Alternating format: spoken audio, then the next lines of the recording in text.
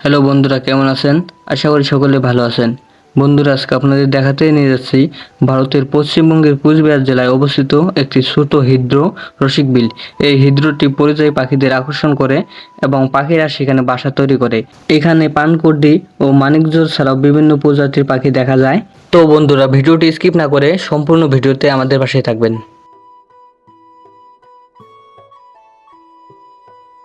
তো বন্ধুরা, আমরা এখন যাচ্ছি গ্রাম বাংলার সবুজ সৌন্দর্যময় আঁকাবাঁকা পথ ধরে আমাদের সেই গন্তব্যস্থলে অর্থাৎ রসিকবিলের উদ্দেশ্যে।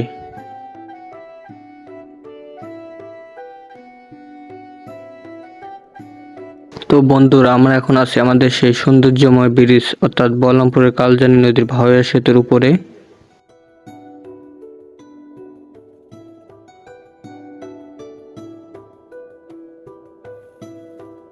তো ফাইনালি বন্ধুরা, জনপ্রতি 25 টাকা করে টিকিট কাটার পর আমরা 4 বন্ধু মিলে ভিতরে প্রবেশ করতেছি। আর ভিতরে প্রবেশ করে আপনাদেরকে পশু পাখি জীবজন্তু ঘুরে দেখাবো।